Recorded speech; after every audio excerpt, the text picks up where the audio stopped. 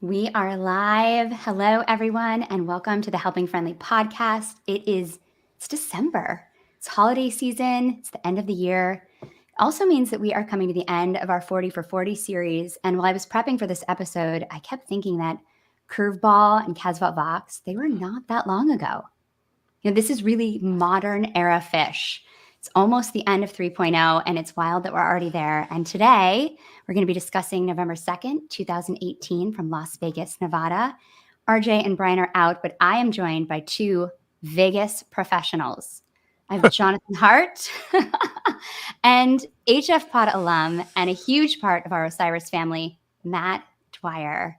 Hello, Jonathan, hello, I'm so glad you're here, Matt. How are you? Yes, I am doing great. I've been locked in a closet since the last time everybody saw me, but you guys let me out. This is so much fun. Yeah, we had to bring you on for this show because you saw some of these shows from this run, so we're excited that you're here. I did. To Yeah. talk to us about it. Awesome. How are you, Jonathan? I'm good. I was just going to say this is also like it's 2018. These are the days when Matt was on the show and we were bantering and bickering and all the things that we did quite regularly. And these were 20 kind of an exciting time for the podcast. We were growing, things were happening, and Matt's like, were we? Were they? This was Yeah. like heyday. The exciting times. Yeah. Yeah, you Live guys were doing shows, a lot of live events, right? stuff. I don't even remember if we did any in 2018. Now we did several in 20. We did one in 2018, fall tour. We did Hampton. We did a live awesome. show in Yeah. Hampton Coliseum, or Yep, we did the near live Hampton one. Coliseum. And Yep. And RJ's then, 100th show was that weekend. It was. Oh, yeah, nice. Yeah. That was super fun. And that's one thing that always sticks out to me. We did do another, it wasn't a public event, but it was an event in Vegas, live streamed. The day after the Casvat Vox show, myself and RJ talked with, and Tom talked with Mark Brownstein and Jesse Lauder about our Nice. reactions. And Benji was there as well. Oh yeah. Wow, we that's all, quite a crew. Yeah, it was pretty fun. So we were in the Brooklyn Bowl in Vegas, empty venue in the middle of the afternoon, live streaming. And I've done one of those. Really fun. Yeah. Yeah. That's awesome. That's a great lineup too. What a fun crew. And how, opportunistic is it that we're talking about a Vegas show in this of all weeks in fish history? Right? I don't know about you guys, but I have Vegas on my mind. I've been booking rooms. I've been doing flights. I'm in. You guys You're gonna go? in. You and so many fish fans. I'm not going. I've got too many other things afoot in 2024. That year's not real. It can't be real. I know, right? It does not seem real. Yeah, I don't know if I'm going to go yet. I'm on the fence. I'm going to wait and see. I haven't seen fish in Vegas since 1996. Wow. And Whoa. that experience was wild. I have some really intense stories about that weekend. But everyone knows what happened there on stage at least. And it was pretty crazy. But I haven't been back since then to see fish there. And it would be pretty incredible. So I don't know. I'm trying to decide. Vegas isn't my favorite place to go, but this is going to be pretty amazing. But for It's a fish, good place Yeah. for fish. It's a really good place for fish. Yeah. Yeah. Totally. Yeah, it's hard because awesome. now I don't get to go because I have kids and they still like me around on Halloween. So it's like now I can never go, but soon enough that will end. And then I'll be one of those people who gets to go see fish on Halloween. I'd just There like we to go. point out that April is not Halloween. So you're halfway That's there. true. That's very Yeah. true. It's not Halloween. Yeah. I know. It seems pretty awesome. I think it's going to be so interesting to see kind of the fish show translated to that space. It's going to be a big deal. Yeah. I mean, no And it matter how you seems- slice it. It seems like there's almost like a lot of controversy on the internet. Like people are either like thrilled that they're going to do this or they're kind of pissed about it and think for one reason or another it's going to water down the show or they're not going to take proper advantage of the sphere or the sphere's not going to be fun to be in or something like that. And I keep coming back to like, they wouldn't be doing it if they weren't confident that they can make it work. And I'm sure Yeah. Kuroda's been to one of the U2 shows. I'm sure they've been, touring the building and checking out what's possible. I think the other thing is that people are comparing it to the only thing that's happened there, which is the U2 show. And, seeing this very coordinated with the video, bombastic, not really much lighting. That's U2's thing, right? I mean, they're Right. doing U2 in this space, and I think Fish is going to do Fish in the Sphere, and I think they're going to find a way to utilize the space and the technology in ways that we will not even anticipate. And I think it's going to be amazing. I think that's exactly right, Matt. So I've been kind of sitting back and watching all the conversation, and what you just said is spot on. Tom chimed in on a conversation somewhere on the internet just last night or today, Tom Marshall, and said, based on no insider information, he made that disclaimer wisely, that the video, which is the deal, right, for the Sphere. Yeah. Sphere's got this amazing sound system and weird kind of layout, but also this massive, immersive video situation. And he points out correctly that this is Kuroda's not really gonna. He's gonna have certainly involvement, but there's other people who are going to have to be involved in that. And Mm, Right. Fish is going to use the best people. They always have. They always totally. Well, they work hard to give us the best experiences that they can. And Yeah, and a little bit of not to interrupt you, but a little bit of Go ahead. information has come out about that as well. And I kind of predicted this, and it was confirmed on Instagram last night that the Moment Factory is involved in right. doing Wow. this with them, and they're the folks, for people who don't know, who did they've done a lot of video elements. They did the drive-in at Magna Ball. I believe they were responsible for the whales at MSG. Things like That's that. awesome. So there's going to be a very, very unique approach to it. Absolutely. And I think it's part of why we didn't get Fish at the Sphere this year, not just because U2 had a big block. I think if it had been something that they could have gone and done and just done, they Mhm. would have, but that's Mhm. not how Fish would do it. So they take the time they need, pick the right date, and that's also probably why it's only 4 shows, whereas a band like U2 will do it for a month. Fish, it's that much more. And once everybody walks out of there after the first night, they're gonna know why. There's only 4. They're special. They're calling them unique experiences, and I'm sure they will be. And everybody Yeah. who goes is going to have a great time. Totally. I think I they're going to think. be amazing. And I'm not paid to So say that. they're not going to be able to stream them or anything though, right? Because of the setup, the nature of the setup. I'm so curious is if we'll be able Who- to watch yeah. if we're not going. Who knows? Yeah, that's a Yeah. good question. It won't be the same, whatever it is. Yeah. If it's possible, they'll find a way. How much money you got? Yeah, exactly. That's going to be amazing. I mean, I have no doubt Fish is going to absolutely just crush that experience. I think it's going to be incredible. Yeah. I'm really excited, and yeah, I hope you can get there, Matt. That's awesome. And who knows? You never know. It might happen for me too. I may have a hotel room booked. I'm not going to lie, but you never know what happens. You never know. You got to keep your Who knows? options open. Yeah. I have a voicemail that I think we should play to get into 2018, but I have one announcement that I wanted to make before that, because MSG is less than a month away. And at HF Pod, we have an event that we are doing on 12/29. So we're going to be doing a pre-party hang with the Dude of Life and his band. So I'll be there with RJ and Mike Greenhouse, the editor of Relics, and we're going to be doing an HF Pod live recap of night 1. And then Benji Eisen and Mike will interview the Dude of Life, and then his band is going to perform. So it's going to be really fun. It's just a few blocks from MSG at Hill Country Barbecue. The doors are open at 3. HF Pod recaps at 3:30. And then the interview and music is 4 to 6. So there's still plenty of time to get out, get your food, get to MSG. So RJ and I will be hanging out after we do our recap. So we'd love to see lots of people there. So we'll put a ticket link in the episode. And of course, it'll be on all of our socials. Jonathan, you're not going to be able to come to MSG, are you? No, but Okay, I'm bummer. thinking about that barbecue right now. I might be hungry. Yeah, right. Maybe that will tempt you to come up.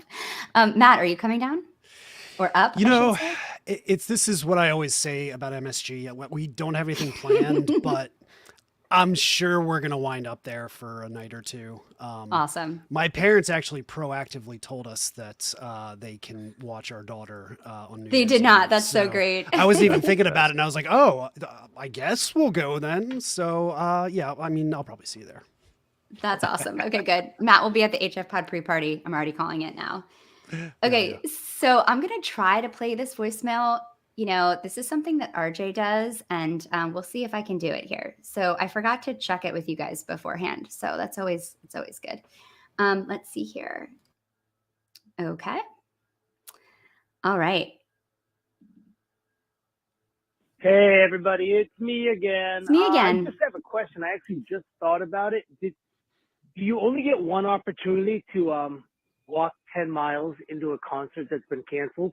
Because in 2018, my buddies and I were at the rest area, about I don't know, 50 miles east of Watkins Glen, when we found out that Curveballs got canceled, and we were like, okay, let's go just get a room at the Holiday Inn in Albany and a 12-pack of Saranac and cry. Whereas 14 years earlier, they were like, Coventry's canceled. And I was like, too bad. No, it isn't. And I walked like, 10 miles with a bag of shoes. I don't even know what I had. I didn't You have. needed a bag of shoes. Yeah, exactly. Let's hope he did. I'm going to record this again. Okay, so he did not record it again, but me again with another great story. I should have probably given a trigger warning before we played that, but yeah, Jonathan, I know you were at or almost at Curveball. I don't know if you were, Matt, but we probably should just talk about it for a minute. Yeah, Matt, you got inside, didn't you? I think you're muted though. Yes, sorry. Yeah, it's all right. Yeah, we got in. We were like super early getting there. We didn't do the Glenn Close thing, but we got there so early that we were just like across from the Glenn Close. It's like a tent. rope between you. Right by the Yeah. stage. Yeah, right by the stage. If you remember Magna Ball, there was like the entrance that was next to the stage. We were like right there and set up our amazing campsite. We somehow got like a whole bunch of cars together. We met at a Walmart. We all caravanned in, set up this amazing campsite, cracked a beer, and we're about to walk over to listen to sound check and saw the announcement that it was canceled. And I saw it on the internet first before they made the announcement on the radio. And I told everybody at our campsite and they were like, oh, ha ha ha. Don't joke about that. I'm like, no, seriously. And until they heard it on the radio, nobody believed me. So we stayed there that night and we did everything that Curveball had to offer. Which is everything you brought in. All of the high ABV beer that I was planning to spread throughout the entire trip. Right. All of it drank that night. We at one point we like went up to like the very top of like the bleachers above the racetrack. There was like a whole party That's up cool. there and there was a band playing in the campground, and it was a big crazy party, but everybody was super pissed. Yeah. There you Oh, go. Yeah. the sticker. Jonathan, you were there, right, with RJ? So we weren't there. We were in an RV and we were, I think we were just shy of New York State. And we were listening to the inter satellite radio programming. And that's when we heard the announcement. And we stopped at like the first RV park we saw, basically. Like, crap, we gassed up. We looked, internet mapped from wherever the hell we were, rural Pennsylvania, and went into the first RV park we could find. RJ called in and did like a phone-in spot on Jemp Radio. No way. We cursed a lot, drank some beers, and then we got some messages from some friends who were at a very nearby campground and had a whole row of RVs. So we bailed and drove over there, and we just had a little camping weekend. It sucked. We recorded a HF pod in the RV with our crew, and because we had all kinds of stuff planned, we were going to do live podcasts in the campground, and I don't even remember anymore. I've blocked a lot of it out, but yeah, we rolled up on this row of RVs and friends of ours, and they were bringing out all the food that they had brought. So there were frozen lasagnas, steaks, sausages, and everything else that they brought. It was a night. And sometimes, if those of you who watch, I don't have it today. I should have remembered. If you see me drinking from a coffee mug with dinosaurs on it, that's my mug from that RV lot in the middle of Pennsylvania. Anyways, depressing. Could have been great. I know. I think I'll never forget the images of Trey when he found out. Those pictures of him just looked so sad. I think we were all sad, but I think he was the most sad, maybe. It was just devastating. He's on stage, like, oh, it's awful. Yeah, they were ready. I think they were Yeah. really ready to sound check and have a great weekend. So, yeah, not the same as the other time they canceled the fest. So, Yeah, exactly. I'm just pissed that we didn't get to walk through the minefield. That's what I was looking forward to, Yeah. especially after they let the cat out of the bag later about what it was actually going to be. That was hilarious. That story is so funny. It's so funny. And isn't there a story that John Fishman like hung out with the mimes after? Like apparently he like went and Fishman drank was in and the hung out with campground all the and such mimes. that night, apparently, Yeah. right? Yeah, I Yeah. think so. So like, yeah, and Skinny Pancake, which is like a well-known restaurant in Burlington, had set up a temporary restaurant Mm. on site, and they had all this food that they brought in, and it was gonna expire. So like, Fishman and the mimes and like all other people working there, and like I guess like guests of the band and stuff, they just like had a huge party in the temporary Skinny Pancake. That's so funny. That story, I'll never forget hearing that story. It just cracked me up. But did either of you see other Fish shows this year? Jonathan, you both did, right? Yeah, I saw. What did I see? I saw Hampton, and that was great. And we kind of touched on that earlier. I thought those shows were great, and it was a little hard not to pick one of them. And the reason I didn't pick one of Yeah. them is because I couldn't really pick one. They kind of run together in my Oh, brain that's head. interesting. I could put together a perfect show from that weekend of music. It would be long, but I think a perfect show. And then I went to MSG again and saw just 2 nights. I saw the 30th and 31st. I think the 29th may have been the night, but that's just how it is for me. I always show up after the night.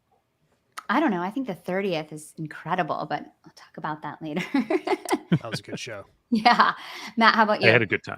Yeah. Oh man, I've reached the age where I have to look up my list. What did I say that year? Well, I know on that tour I saw Hampton and the first 2 nights of Vegas. Nice.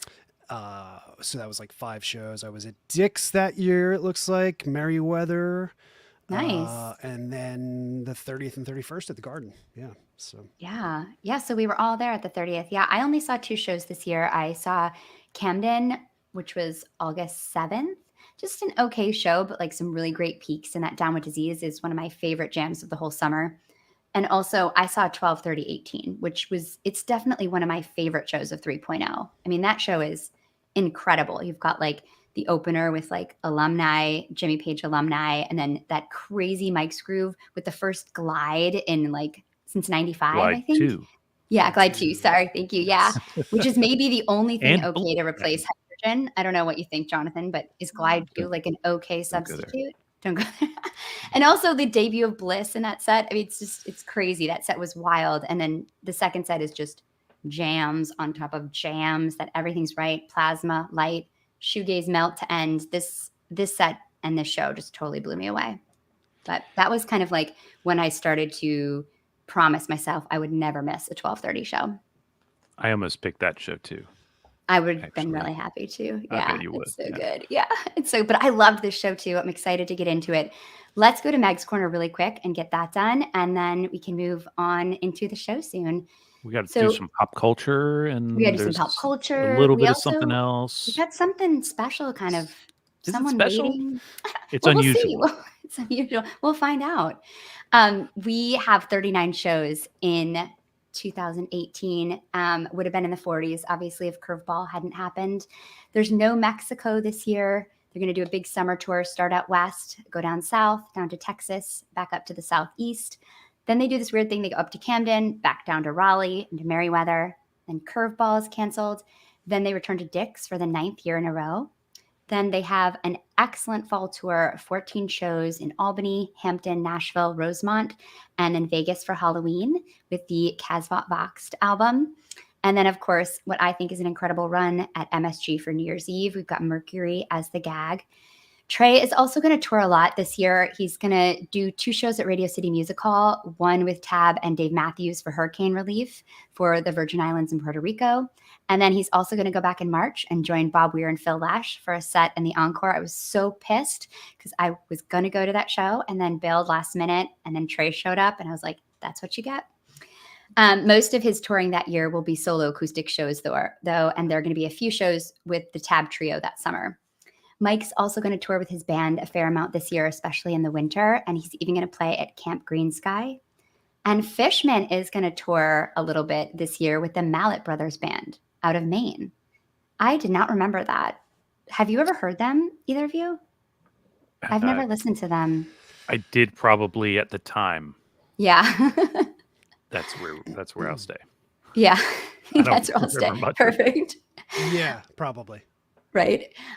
For debuts this year, we have 14 songs, 13 originals. So the Casbah Vox songs, 2 Mike Gordon songs, and my favorite debut of the year, Bliss. And then we have a few live album releases. We've got, of course, Casbah Voxed, I Rock, the complete Baker's Dozen. So 36 CD box set, the whole entire Baker's Dozen. We also have the Baker's Dozen live at Madison Square Garden, which is 3 CDs. Kind of like highlights, but I would say if you really want to learn about the highlights or hear about the highlights of the Baker's Dozen, you should listen to our bonus episode that we recorded because it is awesome and it goes through every night and talks about the highlights. It's really fun. So if you're not a member to Osiris Premium, you should be because that episode is worth it. Very professional plug. I like that. Thanks, Jonathan. I just Well slid done. that in there, you know? Awesome. Thanks. We have 3 archival releases. August 12th, 1998 in Vernon Downs. We have August 26th, 1993 from Oregon. And September 18th, 1999 from Chula Vista. And then 2 live bait releases. So a lot coming out this year. And before we get to our special segment, Jonathan, will you do a little bit of Brian's pop culture review? I mean, I can't do Brian's pop culture review, but I can tell you about a couple Jonathan? things that happened in 2018. I know there are records, there are movies, there's TV shows. I'm just going to say that there were TV shows, and we're going to leave that segment at that because I don't have a list for you, and I don't even want to go looking for one. Perfect. And you know, I looked at some like best movies lists, and I can't even figure them out. So here's a couple good movies though that came out that year. Tell me if you've seen any of these. Won't You Be My Neighbor, the documentary about Mr. Oh, Rogers. yeah. Bohemian Rhapsody, Saw that. Ballad of Buster Scruggs, Very good. one. Hereditary. You guys like scary movies? That's a hell of Oh, a no, I film. would never watch that. Yeah, not so much. Spider-Man Into the Spider-Verse. I've seen Super that. It's into that. actually good. Yeah. It's really good. Mhm. And Green Book. So some good I don't- movies. There's probably more good movies. I'm sure Brian is sitting at home right now or wherever he is listening to this. Oh, I will say The Favorite also came out that year. If you know that Yorgos Lanthimos did The Lobster. Also, he's that Oh, I movie's like The crazy. Lobster. Oh, and I have to say Black Panther came out because that was good too. If you Oh, that was like cool. those kinds of movies, I do. They're fun. I don't really like Um, them, but I did like Black Panther. And I watched the Marvels movie over Thanksgiving weekend, the new one like with my nephew. It was cute. I mean, there were kittens that flying in space. Like, it was cute. He loved it. So he's How can you easy. go wrong with Yeah, it was kittens in fun. space? hmm And then I have the same problem with the albums from 2018, which is largely because I didn't do a lot of research because I'm a busy man. That's my excuse. I'm sticking to it. But I will Right. list a couple albums that I know were big and also important, and a couple that are kind of important to me. Janelle Monáe's Dirty Computer came out in 2018. Mm. People were really into that. Brandy Carlisle had By the Way, I Forgive You. Kurt Vile's "Bottle It In" came out in 2018. I love a Kurt Vile record. Same. Yeah, dude he could make them. And Casey Musgrave's "Golden Hour." Oh, Yeah, love that album. Yes. so good. I voice. thought you were into that one too, Matt. Yeah. I seem to recall. Yeah, oh, yeah. Really? I That's saw my- her maybe on that tour. I saw her on that tour at the Oh, Anthem, wow. and it was like unfreaking believable. That was my favorite album Really? from that year. That's one of my favorite albums of the 2010s. I mean, I absolutely love that album. I mean, this is number amazing. 2 on Rolling Stone's 50 albums of the year. I Wow. actually, when I saw her, it was supporting. She was supporting that album, but she was opening for a guy named Harry Styles. So No way. Yeah. I would die to see her open for It was- Harry it was a Styles. hell What of a a show. combo. Hell yeah. That's Yeah. amazing. That's awesome. all right, and I'm going to leave it at that. Well, no, I will say Cardi B put out a record that year that I think some people are into. So yeah, there's probably more, and feel free to put your favorites in the chat. And John Prine's "Tree of Forgiveness." I meant to mention that one. Mm. Yeah, put your favorites in the chat, and maybe we'll talk about them, but probably not.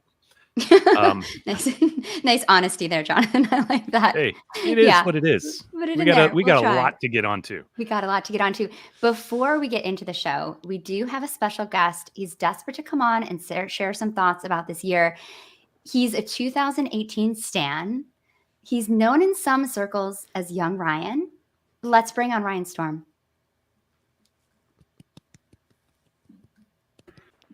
Oops. Is he there? Is he there? Is there? Hi. Okay. Hello. Hey, Like, Ryan. almost bring him in. Hey, Ryan. Hello. Thank you for having me today. You guys know, and I think a lot of people know, I love 2018 a lot. And I think I said to Brian like months ago, I asked him to be on this episode. I was like, if you do a fall 2018 show, I need to talk about it. And so I appreciate you guys having me on for a few minutes here so I can give my spiel on why I love 2018 Phish so much. Yeah, we're so glad you came on. Give it to us. Lay it on All right. us.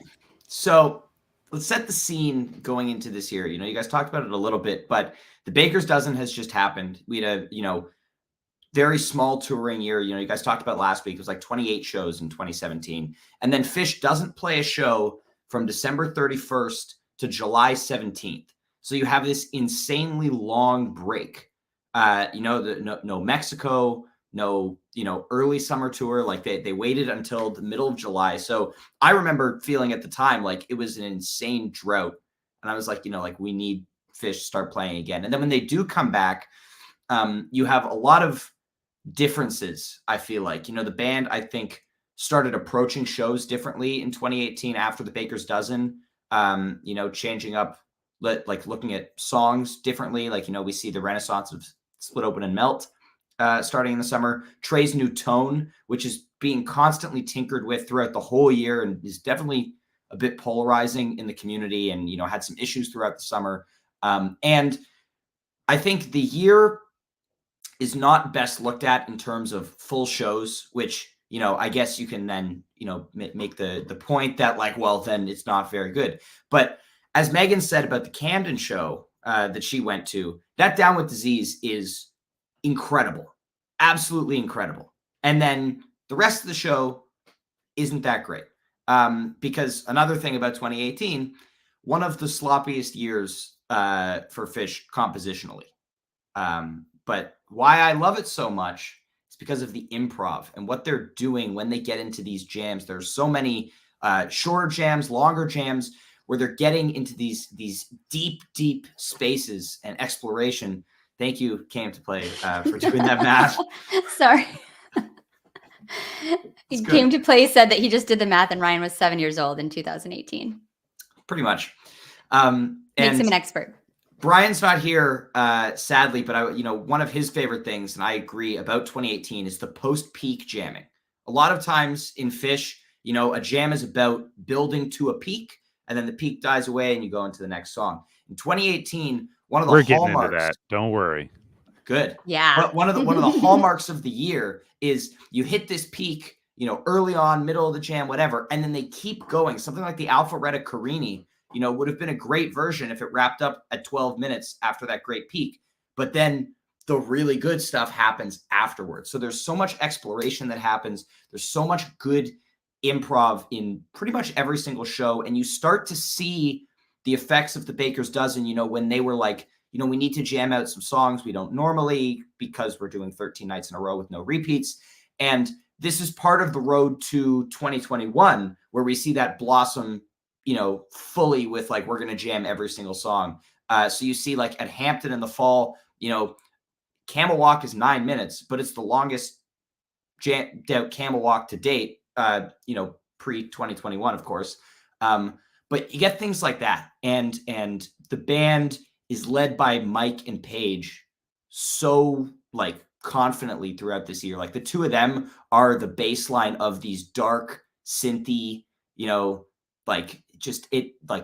it's amazing. And that's kind of my take on the year as a whole. And I feel like I've been talking for too long. No, that well, was maybe great. maybe not too long, but you will probably hear some reference to some of these points that you're making as we discuss this show. So, you're not wrong. But I would like to go back to the thing you said about, it's one of the, you came here to say this is one of the greatest years, and you say most of the shows aren't good all the way through, but some of the jams are good. I could say that about some earlier years in 3.0. Yes. Yeah. But I don't the jams think are not those nearly on the years are not that level good. of 2018 They're in just the different. earlier years of 3.0. They're different. In my opinion. I hear the improv in 2018 as like a huge step forward from where they were a few years prior, the exploration and the just going off the deep end into the unknown. And they're starting to get to that point where the jams are unfolding very, very quickly. They're getting going very quickly. Something like the July 24th Carini goes type 2 in like 10 seconds. Yeah, it's pretty exciting. Right? Yeah. And so obviously, you'll talk about 2019 next year and kind of when that kind of goes too far. But I'm sorry. Too far? All right. Get the hook. All right. I've said my piece. We really appreciate it, Ryan. And thank you for having me on. You're the best. Thanks, and yeah, we totally appreciate your take. And, it's interesting thinking about how these years fit together, especially when you think about them in context of the other years. And love that you promote this year and you have this hill to stand on. It's awesome. Mm-hmm. So thank you for being here. And we are going to move on to play a voicemail from one of our favorite listeners. So I'm going to go ahead and cue that up. Thanks, Ryan. Bye. Thanks, Ryan. Go away so I can say bad things about 2018. Thanks. We don't want you to hear that. Earmuffs. Okay, I'm going to go ahead and play this. Hey there, HF Pod people. It's Brian, the Incredible Perp. Long-time listener, first-time caller. Just leaving my 2018 memory. I went to that run, and that 11-2 show was amazing. Specifically, that Mercury was probably the highlight of the entire run for me. It was my first Halloween run, and it really reignited my obsession with seeing this band. After a few years of only seeing them a handful of times between 2013 and 2017, a couple of years there, not at all. This 2018 run really just put a fire in me to see this band as much as possible. And I love them. And I love you guys, and you're great, and I love the pod. And I will tune in again. Bye-bye. Thanks, Brian. It was so nice Thank to you. hear from you. Yeah. And it's cool to think about that there's all these memories that people have of like certain runs or certain shows that reignite them. I totally had that at different moments, especially with the Baker's Dozen. And Jonathan, I'm really glad you chose this show. As Trey says in the end of the show, this is like an old show. And when I heard the encore, I had a feeling why you chose it. But I feel like the Vegas, we haven't gotten to talk about a Vegas show on the series yet. And I think that Vegas means a lot to the band. I was curious if you guys have thoughts about like what Fish thinks of or what Vegas means as like a venue or a destination for Fish. Well, they Good, seem to have, until the shows that are going to be coming up this spring, kind of associated it with Halloween, which I think makes sense. Sort of environment where people can kind of let their freak flag fly and not cause too much of a disturbance. What I always think of with Vegas is like if you compare it to a place like Hampton, where fish fans come and take over and we get bottled inside of this venue for 4 hours or whatever, and then let out, and it's like, oh no, the freak show's back out, and we swarm and we take back over the space. Vegas, like, you leave the venue and the freak show just steps into an even bigger freak show. Like we're not we're not a blip on the radar. Right. And so it's kind of crazy to just be like absorbed as part of this whole thing. I think obviously lots of people like to have a good time in Vegas, or a particularly good time. And also like whatever you want, like that you like to do, it's there for you. If you want to gamble, if you want to see another type of show, if you want to go hiking or, do something outdoors, there's great outdoor stuff close by. If you just want to, be drunk for 4 days straight, you could do that and it's totally fine. Yeah. Add to that list only slightly. Excellent cuisine. Yes. Yeah. That too. Like you can eat some great food. And get away from the strip. I've gone hiking when I was there. I've just visited with friends. I've eaten. I don't gamble at all. Not my thing. Yeah, I don't really. But I can go and my time is occupied in Las Vegas. And you're right. When the fish shows let out, except right at the venue, and maybe in the bar at the MGM, like right at near the tower elevators, we just dissipate. It absorbs our energy, madness, money, everything while we're there. It's kind of like New York in that way, right? Like, well, where you can kind of blend in immediately. Like right. You can see people still, but you're kind of like in the mix immediately. So New York and like the new venue in Seattle where they played early this year, these like urban venues have that advantage, right? So first of all, you're not driving anywhere. I mean, I guess the Vegas locals drive, but I don't. You're posted up somewhere. You walk to eat. You take a cab, whatever. It's all it's like right there. Everything you need in one place. Manhattan has that for you too. It's not quite as indulgent with the kind of intense mania that Vegas will allow. Yeah. But plenty of people get away with it, I think. So then you also have the idea that Vegas is, Vegas showrooms are the tradition of Las Vegas going all the way back to the beginning. Like, not only do we have gambling in these nice hotels, but we have a show. Well, Fish actually has been a part of, they're certainly not the only ones, but a part of elevating that or transforming that to making it not, your grandmom's show, Totally.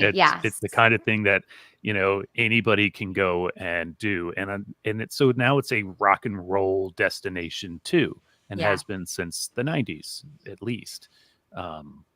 And so it's perfect. It's horrible.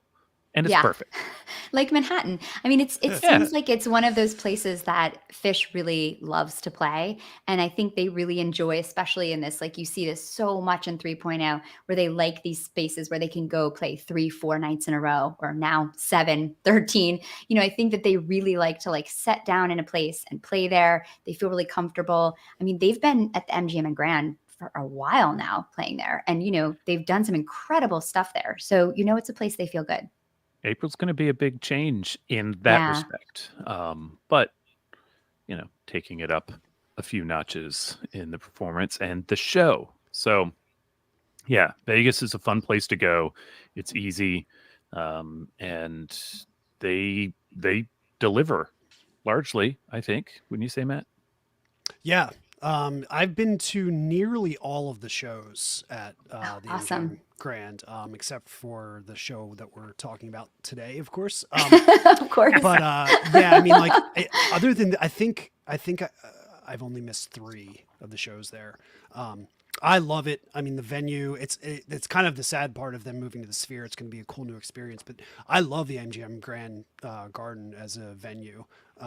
It's the only place where I've ever been walking in and I had a drink in my hand, and an usher came up to me as I was about to go through the security line, and as soon as he started saying something, oh no, I'll chug it. And he goes, no, sir, just pour it into this cup. And like you Yeah. can just walk in. You could go to your room at set break if you wanted. That I is mean, wild. That's you better wild. be Ushers do not care about anything. You have your ticketed seat, of course, but other than like sit wherever you want, go wherever you want. People were just hopping the barrier onto the floor and nobody gave a shit. Like, it's a It's like the fun- 90s. That's fun.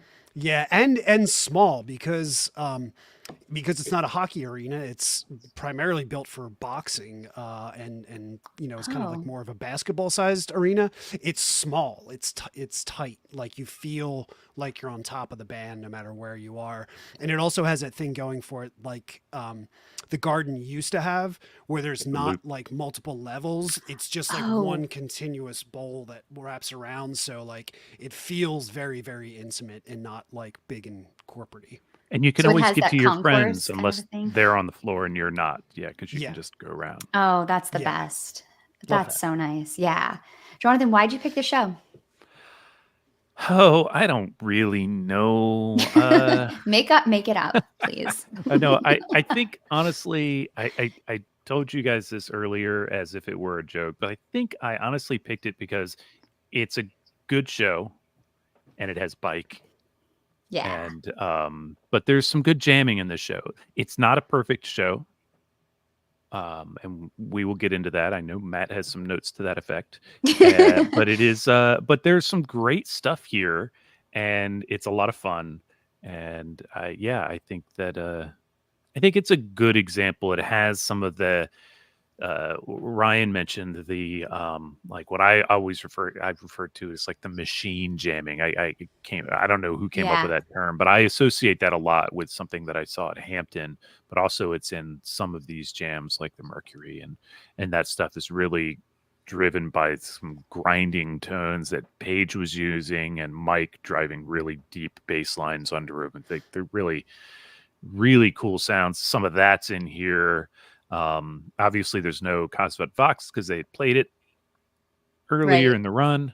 But it's there's just a couple teases. I think it's a solid show and it's a good example. Yeah. Do you want to lead us into it? Do you want to read set one for us? Oh, do I? Yeah, let's see. What happened on this night? Set 1, Cavern, Beauty of My Dreams, If I Could, Way, Sand, Back on the Train, Martian Monster, Mercury, into Susie Greenberg.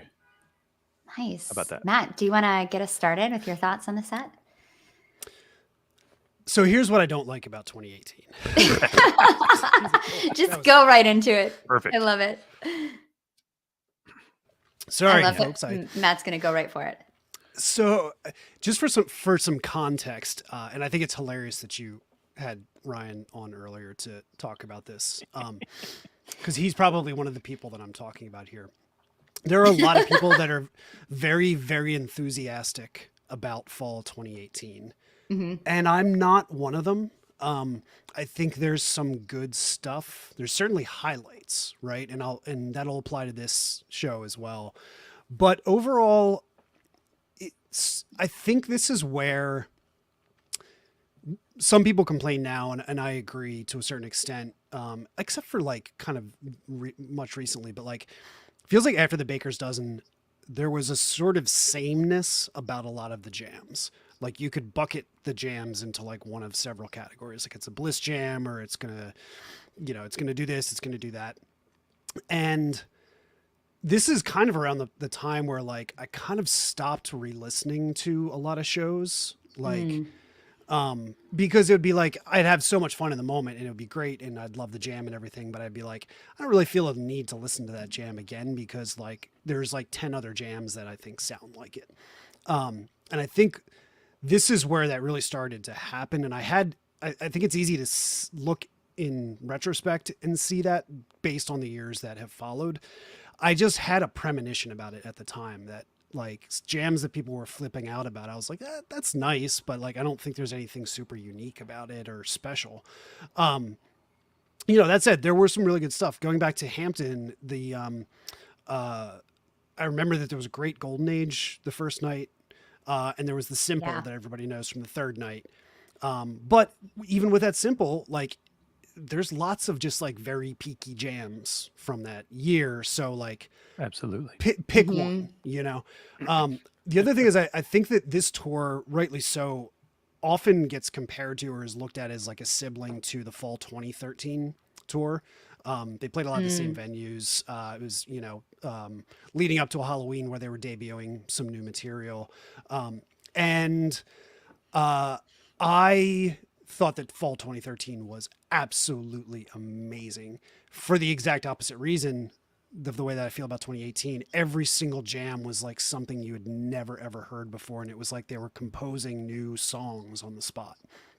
So if you're going to make that comparison, that's just kind of like, I guess like the basis for where I'm coming from when I say that, as I told you guys before the show, I didn't love this show when I listened to it.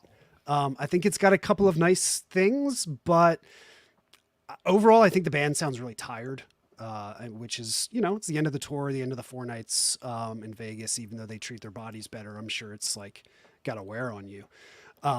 But I'm distracted by Ryan in the chat. Just ignore him. also We've gotten laughing. used to it. Also- Hang on. I'm gonna channel him real quick.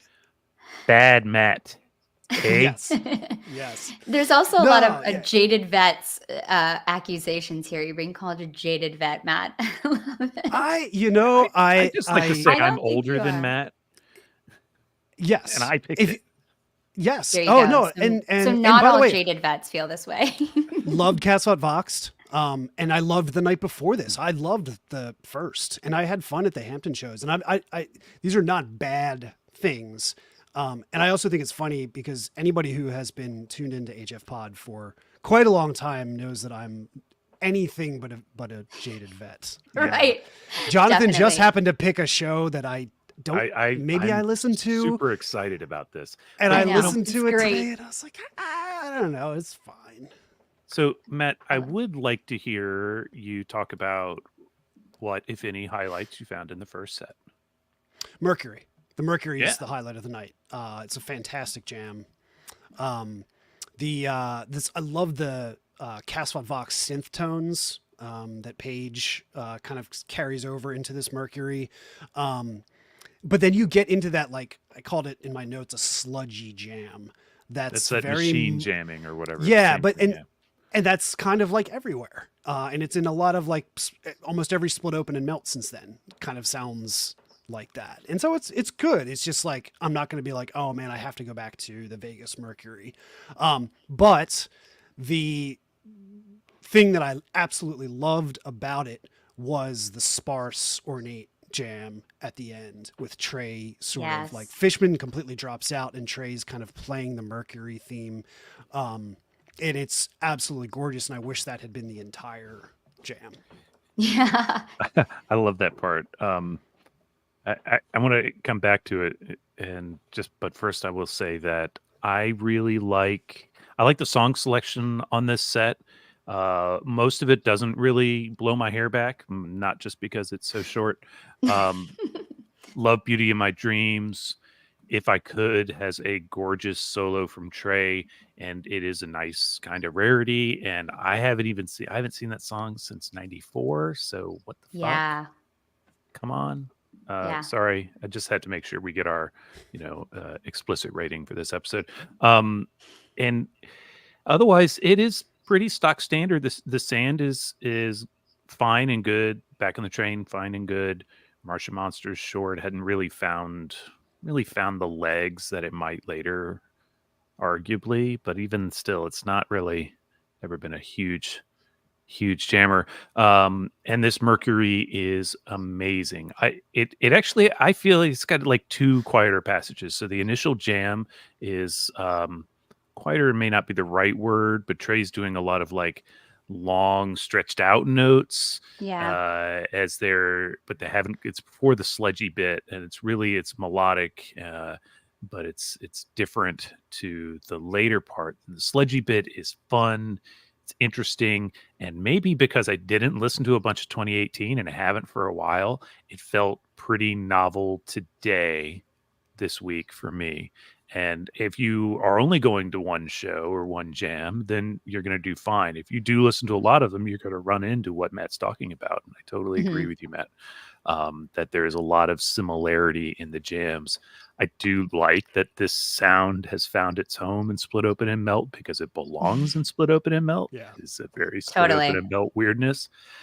But then that last part, they break it down. So two things have happened. First of all, they've played a big jam and it dies down quietly, and they could have, there's a bit where they could easily just go into taste. It sounds almost like they're going to play Yeah. taste. They do not play taste, which is fine because they keep going. And this is the thing we've talked about in the past weeks where since 2013, they've been working to, and in 2017, very committed to the pushing past. We've peaked this jam. It's been good. Let's keep going. And they kept Yeah. going. And they get to this just gorgeous little place where, Trey is dancing around the Mercury, like the Nets Unbreakable melody way up on the neck. And it is, I was actually noodling on my guitar along with him today, listening to it. It's one of the ways I like to listen to big jams these days, because you can hear where they modulate and whatnot. Like I can hear that better if I'm with them. And they didn't really do that, which is interesting. They just kind of stay there and fool with it for a little while, and it's beautiful.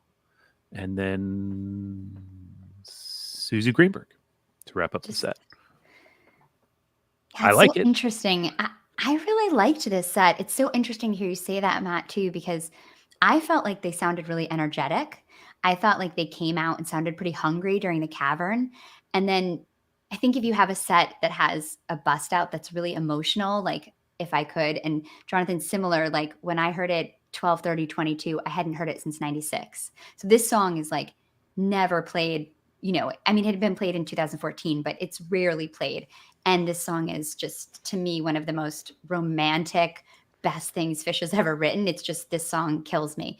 And to play, it's really emotional and beautiful. So I think when you have that and an over 20-minute jam, I feel like this is a great first set for me. And I Plus think Beauty of My Dreams. I Come on, know, Little and it's Rats. well played and it's lovely. It's like, I think this set doesn't really seem like it has flow, but to me it kind of does. I think the sand has really great wild peaks. It's only 11 minutes, but it is like pure hose for the last like 3-4 minutes.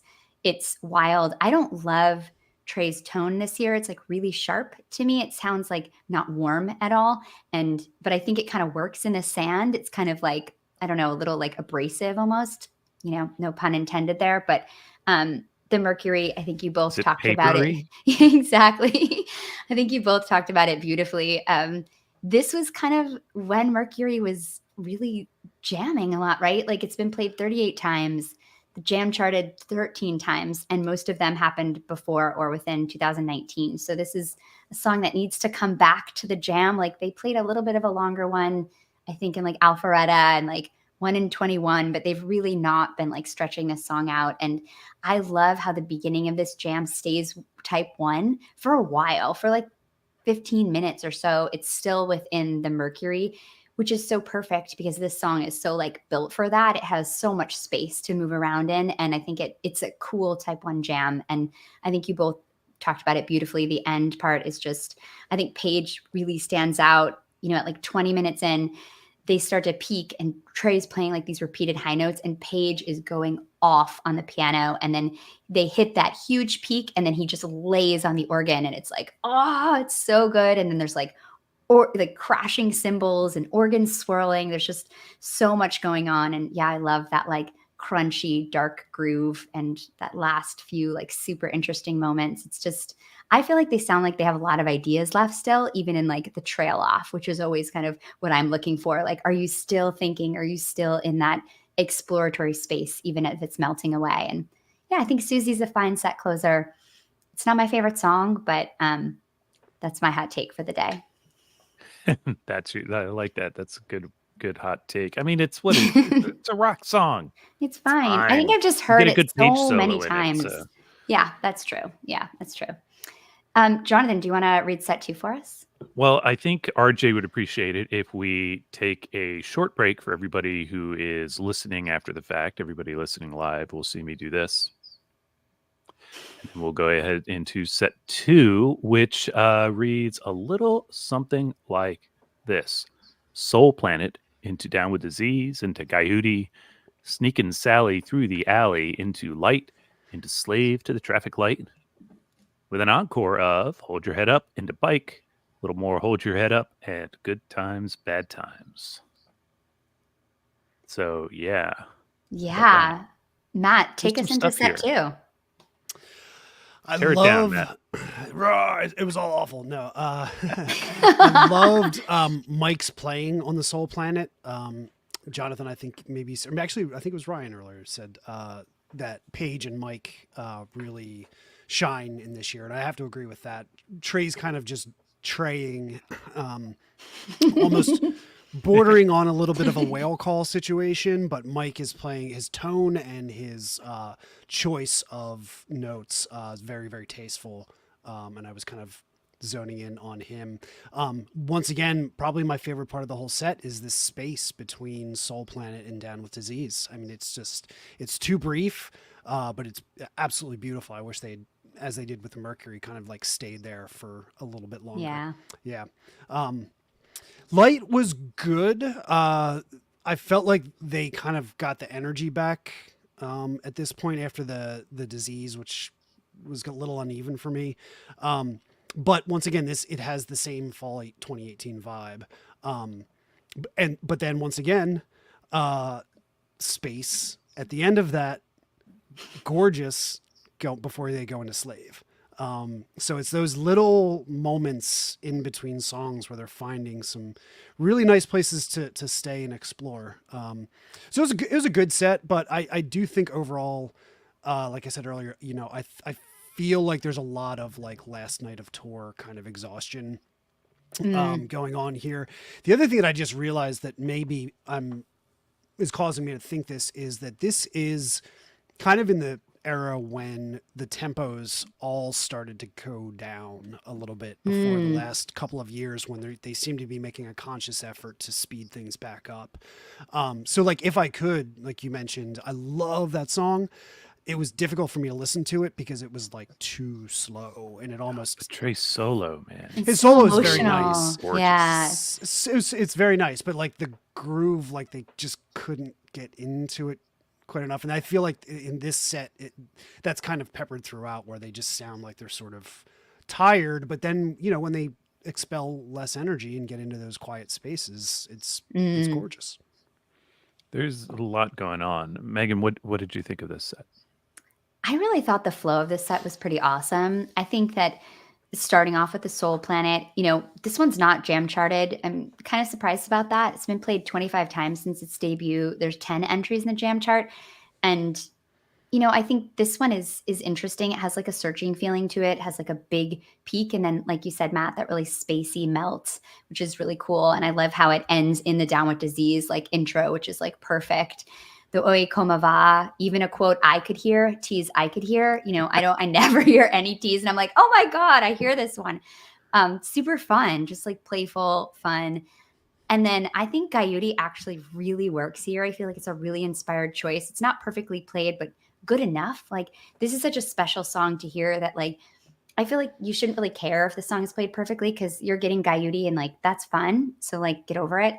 And the last, I think, fourth quarter of this show, though, is great. I think the Sally is the perfect like funk injection that you need at this point in the show. Like, you're ready to just like throw down and dance. And this is monster funk, a super juicy, great version. I love it. I put it on this morning again, and it just made my morning. I was like, I haven't even had my coffee yet, and I am ready to go, because this Sally is awesome. And yeah, I mean, I think the Light has, again, a lot of emotion. I think that that stood out to me about the show, that I didn't love Trey's tone. I hear what you're saying, Matt, about them finding the same space, but they had a lot of emotion, and maybe that is kind of like when you're tired and when you're at the end, you're just kind of letting it all go. And I kind of tapped into that a lot during the show. I felt like the peak in light had this feeling that it's kind of like you go over the waterfall and everything starts kind of like melting away. It's right at the end of like the 11-minute mark. And then it felt like you're kind of drifting in a river, but the raft is still kind of spinning after the peak, and you kind of come down from that adrenaline of the plunge, and you start like looking around and hearing the sounds of the forest, and it just kind of dissipates into Slave. And this is a beautiful, really emotional Slave. And I thought it sounded very like throwback Slave, like the kind of perfect Slave you hear at the end of a set. So I really like this set a lot. I thought the flow was great. I don't want to go into the encore because I want to hear your thoughts on this set, Jonathan. Ditto. No, not quite. I agree with you guys that the peak is not the right word, but the kind of highest point of the Soul Planet jam is probably my favorite part of certainly the first half of this set. I really like where they get on this. I think that we should probably submit this for a jam chart version, because I've seen some pretty short things on those jam charts. This is only a 16-minute version. It's got some creative playing. It's interesting. The Down with Disease is a little bit, I like them together. I think as taken as a pairing, like in this example, these two songs, and take them as a piece, I think that works. It works very well in this show. And that's a good, almost 30 minutes of music. I think is great. I think the Gaiudi, I would skip it. Next time I listen to this show, I will skip it. You're like, oh, it's fine. No, they completely train wrecks the peak. Yeah. And that's going to happen. If I can live with it, I've forgiven him, but I won't skip it next time I put on this show. The Sally's cool. The light, I think that the light and what's to come for the remainder of the set, you can hear at the end of it, the way they're singing the repeated refrain, light is growing, and Trey is like practically screaming it.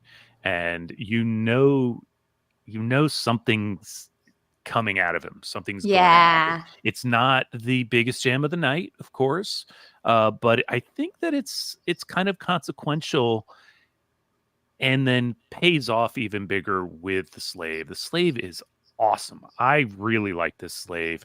If they didn't play the Mercury in the first set, we probably wouldn't be talking about this show, but also Slave would be my highlight, because I like this Slave a lot.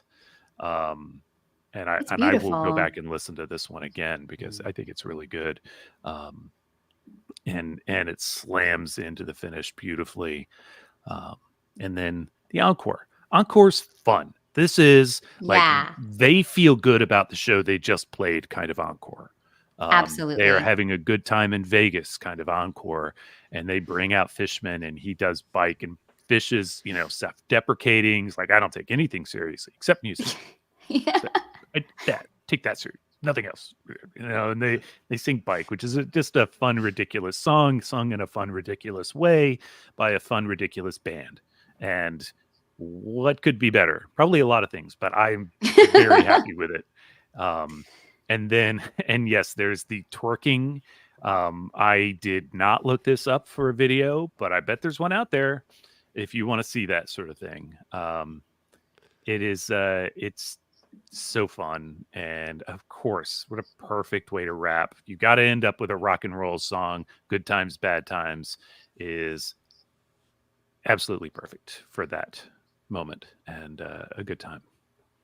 Yeah, I love that. Trey's like, I don't even know what do we play next? Like, we can't. How do you follow that? I love that. Yeah, Matt, what do you think of the encore? I mean, it's great. I mean, even by Fishman standards, Bike is a complete train wreck. I've heard worse.